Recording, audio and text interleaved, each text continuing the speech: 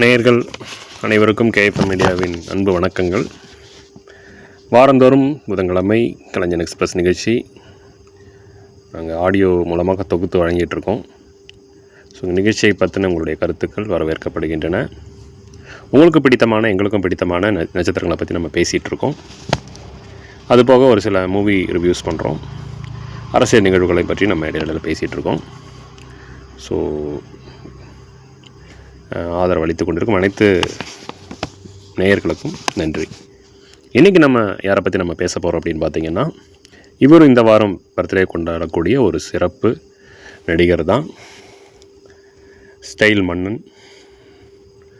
இன்னும் super star அப்படின்னு பல பட்டங்களை தனக்குள்ளே வைத்து கொண்டிருக்கின்ற, திரைத்துறையில் 50 ஆண்டு கால தன்னுடைய பயணத்தை முடித்து வெற்றிகரமாக இன்றும் திகழ்ந்து கொண்டிருக்கின்ற நடிகர் சூப்பர் ஸ்டார் ரஜினிகாந்த் அவர்களை பற்றி தான் இந்த எபிசோட் நம்ம பேச போகிறோம்.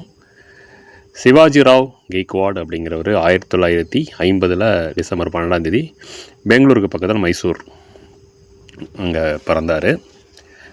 ஸோ கடைசியாக பார்த்திங்கன்னா திரைத்துறைக்கு வரதுக்கு முன்னாடி அவர் பெங்களூர் டிரான்ஸ்போர்ட்டில் ஒர்க் பண்ணிகிட்டு இருந்தார். 1973 தான் வந்து சென்னை ஃபிலிம் இன்ஸ்டியூட்டில் வந்து படித்து பட்டம் பெற்றதுக்கப்புறம் தான் அபூர்வ ராகங்கள் மூலமாக கே பாலச்சந்தர் அவர்கள் வந்து ரஜினிகாந்த் அப்படிங்கிற அந்த நடிகரை வந்து தமிழ் திரையுலகிற்கு அறிமுகப்படுத்தினார். ஸோ அதுக்கு முன்னாடி பார்த்திங்கன்னா அவர் பல்வேறு ஒரு வீட்டில் ஒரு 4 பசங்க ஒரு பொண்ணுன்னு நினைக்கிறேன். இவர் தான் கடைசி. அப்படி வளர்ந்தவர் தான், ஒரு கஷ்டப்பட்டு வளர்ந்தவர் தான். ஸோ படிப்பு வரலை, அதனால் 10th நிப்பாட்டிக்கலாம், அதுக்கு மேலே படிக்க மாட்டேன் அப்படின்னு சொல்லிட்டு அப்படியே தன்னுடைய படிப்பை வந்து நிப்பாட்டிட்டார். அதுக்கப்புறம் வந்து பல வேலைகளை அவர் பண்ணியிருக்காரு. பார்த்திங்கன்னா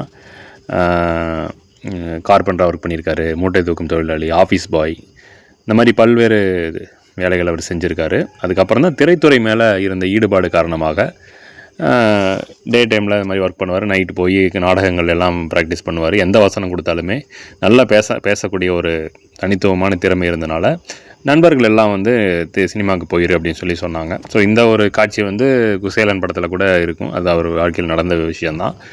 ஸோ அந்த மாதிரி நண்பர்களோட உதவியால் வந்து ஃபிலிம் இண்டஸ்ட்ரிக்கு வந்து சேர்ந்ததுக்கப்புறம் தான் அவருக்கு இந்த திரைத்துறையில் மின்னும் நட்சத்திரமாக திகழ்வதற்கான வாய்ப்பாக அமைந்தது. ஆனால் அவர் வந்து கடைசி வரைக்கும் இந்த சினிமாவில் வந்து எனக்கு இந்த ஒரு இடம் கிடைக்குங்கிற அந்த நம்புற வரைக்குமே அவர் வேலையை விடலை. அதுதான் வந்து ஒரு முக்கியமாக வந்து நிறைய பேர் அதை குறித்து வச்சுக்கணும். ஸோ வந்து எல்லாருக்குமான ஒரு தகவல் தான் அது. வந்து சூப்பர் ஸ்டாரே வந்து தனக்கான அந்த இடம் கிடைக்கும் வரை நம்ம போராடணும். அதனால் வந்து ஈஸியாக அந்த வேலையை ஏன்னா வேலை விட்டுட்டோம்னா அது கவர்மெண்ட் வேலை, கண்டக்டர் வேலை மறுபடியும் கிடைக்காது அப்படிங்கிறதுல ஒரு நோக்கமாக வச்சுருந்தார். அதுக்கப்புறம் தான் வந்து முழுமையாக அவர் திரைத்துறையில் ஈடுபட ஆரம்பித்தார். மேக்ஸிமம் பார்த்திங்கன்னா தமிழ் ஃபிலிமில் தான் அதிகமாக நடிச்சிருக்காரு. அது போக மலையாளம், தெலுங்கு, கன்னடா, இங்கிலீஷ் வரைக்கும் போயிட்டு வந்துட்டார். ஹிந்தி படத்தில் நடிச்சிருக்காரு. இப்படி பல்வேறு மொழிகளில் நடிச்சிருக்காரு. சில இயக்குனர் நிறைய பேர்த்துக்கிட்ட அவர் ஒர்க் பண்ணியிருக்காரு. எஸ்பி முத்துராமன், கே பாலச்சந்தர், பாரதி ராஜா, விசு, சங்கர், அதுக்கப்புறம் பார்த்திங்கன்னா கே.எஸ். ரவிக்குமார், லோகேஷ் கனகராஜ், சிவா, நெல்சன், இப்படி பல்வேறு ஆர்வி உதயகுமார் போன்ற பல்வேறு இயக்குனர்கள் இன்னும் நிறைய பேர் இருக்காங்க. ஏகப்பட்ட இயக்குனர் கூட ஒர்க் பண்ணியிருக்காங்க. நிறைய திரைப்படங்களில் அவர் பண்ணார். பார்த்திங்கன்னா 3 முடிச்சு, 16 வயதினிலே, காயத்ரி போன்ற திரைப்படங்களில் வந்து ஒரு வில்லனாக வந்தார். அதுக்கப்புறம் பார்த்திங்கன்னா ஆக்ஷன் ஹீரோவாக வந்து பில்லா, போக்கிரி ராஜா, முரட்டுக்காலை போன்ற திரைப்படங்களில் நிறைய ரோல் பண்ணியிருக்காரு. அது போக மன்னன், பைரவி, ஆடுபுலி, வள்ளி, முத்து, காளி, மாப்பிள்ளை, உழைப்பாளி, பேட்டை, கூலி, இராணுவ வீரன், தளபதி போன்ற திரைப்படங்கள்லேயும் மாப்பிள்ளை நிறைய படங்கள் சொல்லலாம். ஸோ சிவாஜி இருக்குது, எந்திரன் இருக்குது, இந்த மாதிரி நிறைய திரைப்படங்களில் ஒர்க் பண்ணிகிட்டு இருக்காரு. இப்போவும் ஜெயிலர் மாபெரும் ஹிட் ஆச்சு. ஜெயிலர் 2 நடிச்சிட்ருக்காங்க. ஸோ இப்போ வரைக்குமே அந்த ஹீரோ ரோல் வந்துட்டு கடைப்பிடிச்சிட்ருக்காது. அவருக்கும் அது எடுபடுது. அவருடைய அந்த ஏஜுக்கு தகுந்த மாதிரி அவரை கேரக்டரைசேஷன் பண்ணி பல இயக்குநர்கள் வந்து போட்டி போட்டு அவர் இயக்கிட்டு இருக்காங்க. இன்றைக்கும் ஒரு மார்க்கெட் இருக்கக்கூடிய ஒரு நடிகராக ரஜினிகாந்த் அவர்கள் திகழ்ந்து கொண்டிருக்கிறாருன்னு சொல்கிறதுல கண்டிப்பாக நம்ம நம்பி சொல்லலாம். அந்தளவுக்கு வந்து ஒரு விஷயம். ஸோ அண்ணாமலை, பாஷா போன்ற திரைப்படங்கள், படையப்பா போன்ற திரைப்படங்கள் எல்லாம் ஒரு பயங்கரமான ஒரு ஸ்டைலிஷான ஒரு லீட் ரோல் பண்ணார். ஸோ அது மாபெரும் வெற்றி பெற்றது. அதுக்கப்புறம் சந்திரமுகியில் ஒரு ரீமேக் ஃபிலிம் அது. அந்த படமும் வந்து பல நாட்கள் ஓடின படம் அப்படிங்கிறத சொல்லிக்கலாம். ஸோ இவருக்கு பார்த்திங்கன்னா அந்த வள்ளி, அதுக்கப்புறம் ஸ்ரீ ராகவேந்திர படங்கள்லாம் இவரே ப்ரொடியூஸ் பண்ணார். ப்ரொடியூசர் மட்டும் இல்லாமல் எழுத்தாளர், கதை வசனகர்த்தா, இயக்கமும் பண்ணார். இந்த மாதிரி வந்து அவருக்கு அது எடுபடலை. பார்த்திங்கன்னா வந்து அந்த படம் தோல்வியே தழுவிச்சு. அதுக்கப்புறம் 2002 பாபா படமும் வந்து ரஜினிகாந்த் அவர்களுக்கு தோல்வி தான் கண்டுச்சு. அதுக்கப்புறம் தான் நடிகர் அப்படிங்கிறது மட்டும் பார்ப்போம் அப்படிங்கிறதுனால தான் பல இயக்குநர்கள்ட்ட இப்போ அவரை ஒப்படைச்சார். அப்படி தான் வந்து பல இயக்குநர்கள் வந்து அவரை இயக்கி பல்வேறு வெற்றி படங்களை கொடுத்தாங்க. இன்னும் வந்து பொங்கல், தீபாவளி அந்த மாதிரி ஸ்பெஷலான டேஸ்லெல்லாம் அவருடைய படங்கள் ரிலீஸ் ஆகும்போது கூட்டங்கள் தவிர்க்க முடியாததாக இருந்தது அப்படின்னு சொல்லலாம். அந்தளவுக்கு வந்து நிறைய படங்கள் சொல்லலாம். அது மாதிரி காமெடியெல்லாம் பண்ணக்கூடிய அண்ணாமலையில் பண்ணியிருப்பார். வீரா படத்தில் அது மாதிரி காமெடி ஒர்க் அவுட் ஆகிருக்கும். தில்லுமுள்ளில் முழுமையான ஒரு காமெடியனா பண்ணார். அந்த படம் வந்து எத்தனை தடவை போட்டாலும் பார்க்கலாம்.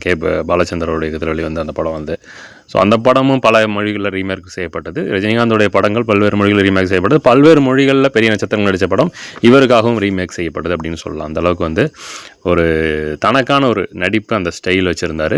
ஸோ 6லிருந்து 60 வரை முள்ளும் மலரும் போன்ற திரைப்படங்கள்லாம் தன்னுடைய நடிப்பை வந்து ரொம்ப இதாக வெளிப்படுத்தியிருப்பார். கண்கலங்க வச்சுருப்பார் அந்த படத்தில் நம்மளை எல்லாம். அந்தளவுக்கு வந்து ஒரு நடிப்பு நல்லாவே இருந்தது. தளபதியில் பார்த்திங்கன்னா அது ஒரு ஸ்பெஷலான ஒரு ஸ்டைலிஷான ஒரு நடிப்பு அவர்கிட்ட இருந்தது. அந்த படத்தில் பாடல்கள் எல்லாமே ஹிட்டு. இந்த மாதிரி நிறைய திறமைகள் கொண்டவர் தான் ரஜினிகாந்த் அவர்கள். ஸோ அவர் பார்த்திங்கன்னா பத்மபூஷன், பத்மவிபூஷன், பத்மஸ்ரீ போன்ற பல்வேறு விருதுகளை வாங்கியிருக்காரு. இப்போ தாதா சாஹிப் பால்கே விருதுகள் அதுவும் அவர் கொடுத்தாங்க. அது மட்டும் இல்லாமல் இப்போ வாழ்நாள் சாதனையாளர் கோவாவில் நடந்த ஃபெஸ்டிவலில் வந்து வாழ்நாள் சாதனையாளர் விருதும் கொடுத்தாங்க. அதை பற்றி அவர் பேசியிருக்காரு. இன்னும் நான் நடிகனாகவே பிறக்க விரும்புகின்றேன், கண்டிப்பாக அந்த இடத்த எனக்கு கடவுள்கிட்ட நான் கேட்குறேன், விட்டு கொடுங்க அப்படின்னு சொல்லிட்டு அப்படி வந்து தமிழ்நாட்டிலே பிறக்க விரும்புகிறேன், நடிகனாக பிறக்க விரும்புகிறேன் அப்படிங்கிறத அவர் சொல்லியிருந்தார். எல்லா இடத்துலையுமே அவர் மேடை பேச்சுகளில் அவருடைய பேச்சு வந்து எல்லோரும் உன்னிப்பாக கேட்பாங்க. பெரும் தலைவர்கள் முதற்கொண்டு இப்போ இருக்கிற ஸ்டார்ஸ் வரைக்கும் எல்லாருமே அவர் என்ன பேசுகிறாரு, அவர் பிடித்தாலும் பிடிக்காட்டினாலும் ரஜினிகாந்த் அப்படிங்கிற மனிதர் இந்த ஸ்டேஜில் என்ன பேசுகிறாரு, அந்த கதை என்ன சொல்ல போகிறார் அப்படிங்கன்னா தீவிரமாக ஆன்மீகத்தில் ஈடுபடக்கூடிய ஒருத்தர். வருஷத்தில் 2 முறையாவதும் பாபா அந்த காஷ்மீர் பகுதி இருக்குது இல்லைங்களா, இமயமலைக்கு போயிட்டு வருவார். ஸோ அதெல்லாமே அவருக்கு இன்னொரு அடையாளமும் கொடுத்தது.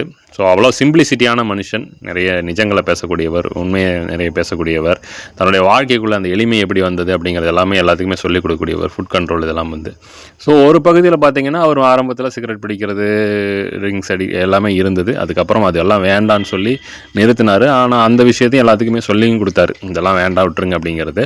ஸோ திரைப்படங்கள்லேயும் அவருக்கு முடிஞ்சளவு அதை கண்ட்ரோல் பண்ணுற மாதிரி இருந்தால் அது சினிமா தான். அதில் வந்து சினிமாக்காக பண்ணுறாங்க, அது ஒரு விஷயம். இருந்தாலும் வந்து ரஜினிகாந்த் இப்படி குடிக்கிறாருங்கிறதுக்காக நம்மளும் குடிக்கணுங்கிற மாதிரி அவரோட ரசிகர்களாக இருப்பாங்க இல்லைங்களா, அது மாதிரி இன்னும் வரக்கூடிய திரைப்படங்கள் அது எல்லாமே இல்லாமல் இருந்தால் கொஞ்சம் நல்லாயிருக்கும் அப்படின்னு சொல்கிறோம். அவர் முடிஞ்ச அளவு குறைச்சிட்டு தான் இருக்கார் திரைப்படங்களில் கொடுக்குறதுல. பார்ப்போம். இந்த மாதிரி கடைசியில் வந்த படத்தில் கூட கூலி படத்தில் அந்த ட்ரிங்க்ஸ் அடிக்கிற மாதிரிலாம் இருந்தது. இனியும் அது படத்துக்காக வைக்கிறாங்க. இருந்தாலும் வந்து ரசிகர்கள் யாரும் அவர் அது மாதிரி பின்பற்றிட வேண்டாம் அப்படிங்கிறது. நல்ல விஷயங்கள் நிறைய இருக்குது. ஒரு தனி மனிதனாக ரஜினிகாந்த் அப்படிங்கிற மனுஷங்கிட்ட நிறைய நல்ல விஷயங்கள் இருக்குது, நல்ல குணங்கள் இருக்குது. அதெல்லாம் எடுத்துக்கோங்க. அது போக அவர் இப்படி இந்த பவர் ஹவுஸ் பாட்டில் எடுத்து இப்படி தான் ட்ரிங்க்ஸ் பண்ணார் அப்படிங்கிறதுனால எல்லாம் யாரும் பழகிக்க வேண்டாம். ஒரு திரை நட்சத்திரங்களை பற்றி பேசும்போது நம்ம இந்த மாதிரி விஷயங்களை பற்றி நம்ம அவேர்னஸ்க்காக சொல்கிறோம். ஏன்னு பார்த்தீங்கன்னா அது வேண்டாம், அது தவறான விஷயம் அப்படிங்கிறதுக்காக தான் அந்த இது சொல்கிறோம். அதனால் வந்து உங்கள் பிடித்த நடிகர் ரஜினிகாந்த் எத்தனை பேருக்கு பிடிக்குமோ அவருமே அதை தான் சொல்கிறாரு. சினிமாவை பார்த்து நீங்கள் கெட்டு போகாதீங்க, உங்களுடைய லைஃப்பை பாருங்கள், ஃபேமிலியை பாருங்கள் அப்படிங்கிறதெல்லாம் சொல்கிறாங்க இல்லைங்களா. ஸோ அந்த மாதிரி நீங்களும் அவருடைய ரசிகராக இருந்தீங்கன்னா அதெல்லாம் வந்து வழக்கு இருக்கிறவங்க விட்டுருங்க அப்படிங்கிறத சொல்கிறோம். இல்லாதவங்க ரொம்ப சந்தோஷம், அப்படியே இருங்க. ஸோ உங்களுக்கு ரஜினிகாந்த் கிட்ட என்ன பிடிக்கும், சூப்பர் ஸ்டார் அவர்கள்ட்ட என்ன பிடிக்கும், இந்த 75வது அவருடைய பிறந்த நாளுக்கு நீங்கள் என்ன சொல்ல விரும்புகிறீங்க அப்படிங்கிறத நீங்கள் கமெண்ட்ஸில் பதிவு பண்ணலாம். அது மோகம் இல்லாமல் எந்த படம் உங்களை அவர் நடித்த படம் ரொம்ப கவர்ந்தது அப்படிங்கிறத பற்றியும் நீங்கள் சொல்லலாம். ஓகேங்களா. ஸோ இந்த ஒரு ஷோவில் வந்து அவரை பற்றி நம்ம பேசியிருக்கோம். ஸோ 75 வயது ரஜினிகாந்த் அவர்களுக்கு 50 வருஷம் சினிமாவை வந்து 50 வருஷம் அவர் ரன் பண்ணிட்டு வந்திருக்காரு. இன்னும் வந்து நடிக்கிறாரு. ஸோ இதுவும் இனி ஒரு கடைசி படமாக இருக்குன்னு சொல்லி ஒரு படத்தை பற்றி பேசிகிட்டு இருக்காங்க. அது எப்படின்னு தெரியல. ஒரு சில இயக்குனர்கள் அப்படி மாறிகிட்டே இருக்காங்க அந்த படத்தை இயக்கிறதுக்கு. ஸோ கூடிய வரவுகள் அதை பற்றின தகவல்களும் வரும் அப்படிங்கிறத சொல்லிக்கிறோம். ஸோ மீண்டும் ரஜினிகாந்த் அவர் சூப்பர் ஸ்டார் அவர்களுக்கு இனிய பிறந்தநாள் வாழ்த்துக்களை நமது சார்பாக சொல்லிக்கலாம். அவருடைய ரசிகர்கள் சார்பாகவும் நம்ம சொல்கிறோம். ஸோ மீண்டும் அடுத்த வாரம் மற்றும் ஒரு திரை நட்சத்திரத்தை பற்றி நம்ம பேசுவோம். எங்களோட சேனல் பிடிச்சிருந்ததுன்னா லைக் பண்ணுங்கள், ஷேர் பண்ணுங்கள், சப்ஸ்கிரைப் பண்ணுங்கள், உங்களுடைய ஃப்ரெண்ட்ஸுக்கும் சொல்லுங்கள் அப்படிங்கிறத சொல்லிக்கிற இந்த பகுதியில். நன்றி, வணக்கம்.